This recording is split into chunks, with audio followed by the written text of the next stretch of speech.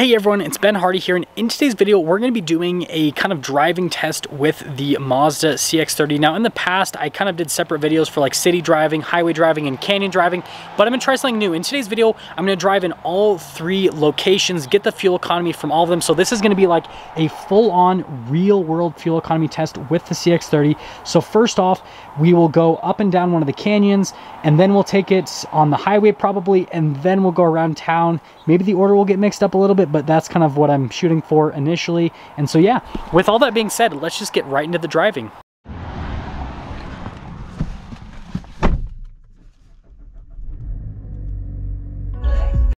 So I decided to pick a rainy day to do today's video, but I mean, it shows the high point of the all-wheel drive system here with the CX-30. We're starting off here in the canyon. I did reset the fuel economy. I am in the sport mode right now.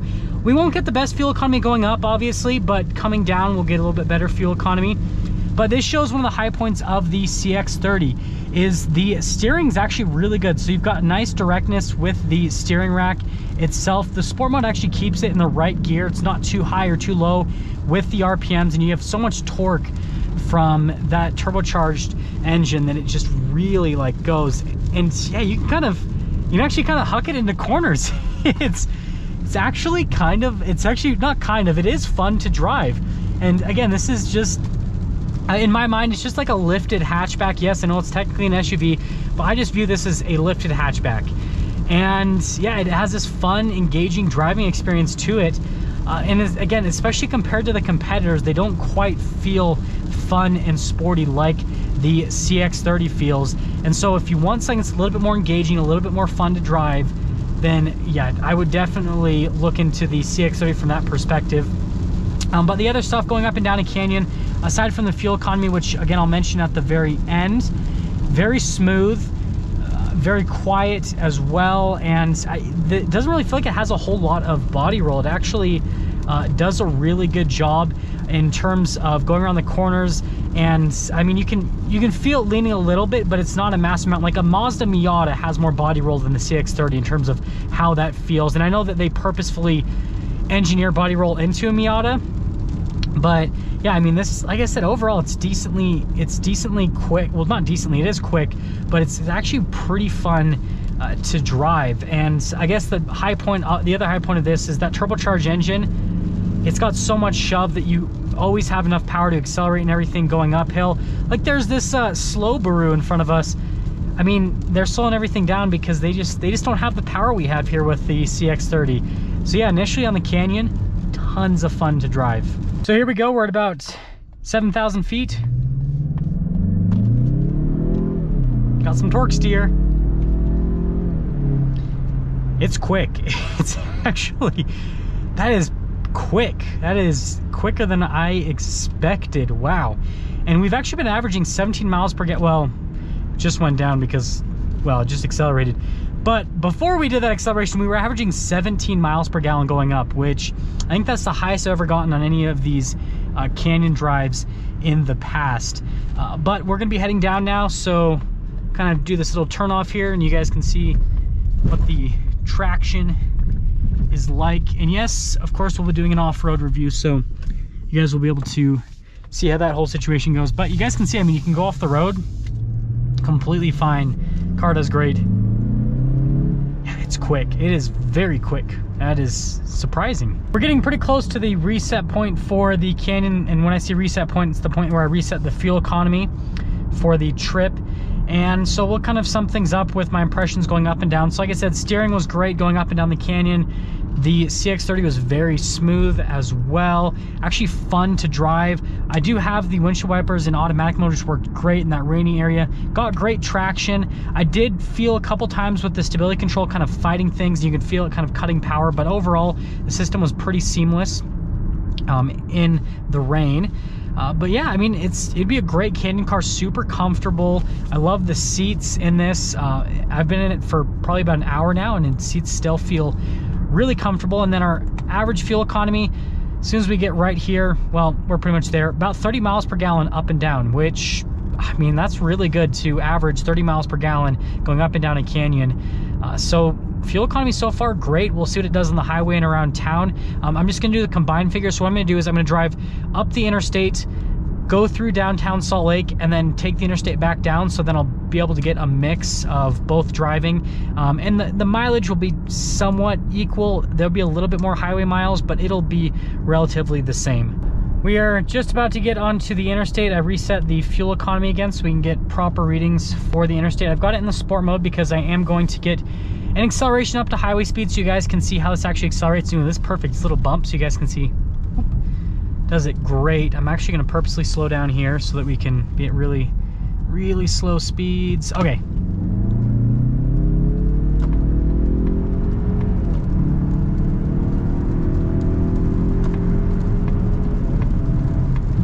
I mean, that's pretty quick if you ask me. That is pretty quick if you ask me from an acceleration standpoint. And you guys gotta remember at this point, right next to the mountain, we're at about 5,000 feet elevation roughly. And we'll have a little bit of elevation gain here. And so you guys, I mean, you gotta figure it's doing it that well at higher elevation. But aside from the acceleration, what is it like at highway speeds? So first off, it's actually pretty smooth at highway speeds. You definitely have a nice smooth ride quality to it. It's easy to drive as well. Still, and I'll kind of comment on the seats at the very end, kind of how I feel and everything after sitting in them for several hours. But so far they still feel great. So it's smooth, it's relatively quiet. You do hear some tire noise. You don't hear a whole lot from the engine unless you floor it. So like if you can hear a little bit, but it's actually pretty quiet. Most of the noise is tire noise and suspension noise, and then some wind noise as well. But it does a pretty good job in terms of mitigating all of the noise here in the cabin. So from a highway driving perspective, it's smooth, it's comfortable, and even just, this is the crazy part to me, is even just flooring it and going uphill, gaining elevation, we're still getting over 17 miles per gallon. Like, I'm excited to see what the final fuel economy reading is, but I feel like we're gonna be able to get pretty close to the EPA combined rating of about 25 miles per gallon. We are starting our city portion of the drive here, and so far, combined between highway and city, I'm getting over 30 miles per gallon, but I must admit, this is the first traffic light I've hit that actually went red. So far, this entire city drive has been coasting through the city pretty much because every single light's been green except for this one. So take that into account, right? We'll see again what the fuel economy ends up being after the whole trek. But so far over 30 miles per gallon somehow. Aside from that, how is this drive in the city? In terms of the cabin insulation, I mean, you can hear the other cars around you, all that kind of stuff. Again, you can still hear some road noise from the tires and everything, but it's pretty well insulated. It's really comfortable to drive. That's one of the things that I definitely like about this from the suspension standpoint, but also just from the overall like ambiance of the car is the best way to put it.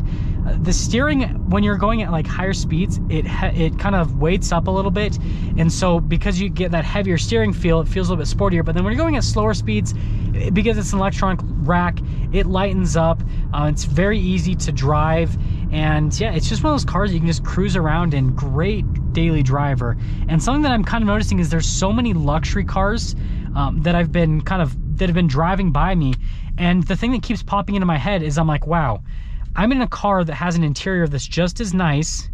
I'm actually faster than you, and this thing is significantly less money than what you paid for that thing. So it's kind of interesting with quote unquote badge engineering. Like, this is such a good alternative to a small luxury SUV. That's really one of the high points of the CX-30, is it's just a great, it really is a luxury SUV. I would consider this more of a luxury SUV than a regular SUV, but again, because of badges and everything, people don't consider this a luxury car, even though it has the interior, it has the ride quality, it has the power, and frankly, I think the exterior looks really good as well. And so so far, it just feels like a great luxury car. Now we're at 33 miles per gallon. Jeez, we are getting really good fuel economy. So we are finishing the last stretch of our highway drive. I've got the adaptive cruise control on here with the CX-30, and it actually does a really good job with the adaptive system. It's really good at regulating the speed and everything, obviously. And then you've got the lane departure assistance as well that keeps you in the lane and everything. So if you start to drift off and all that.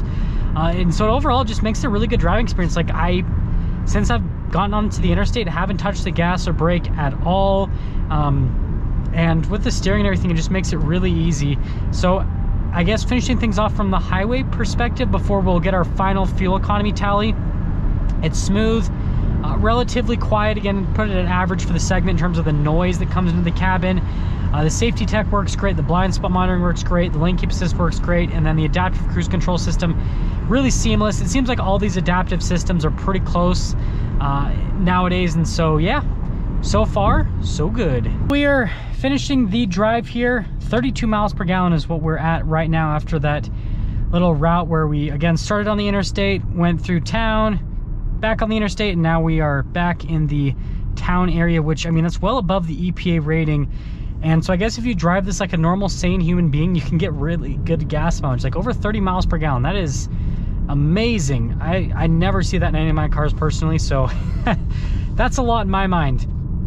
But I guess we'll sum things up overall now with the CX-30 from a driving perspective, since we just drove it in so many different circumstances. So it's an SUV that's very comfortable. Again, I've been in this for several hours now, super comfortable, very comfortable with the seats, the suspension, everything. You can daily drive this, and it's just a really comfortable vehicle.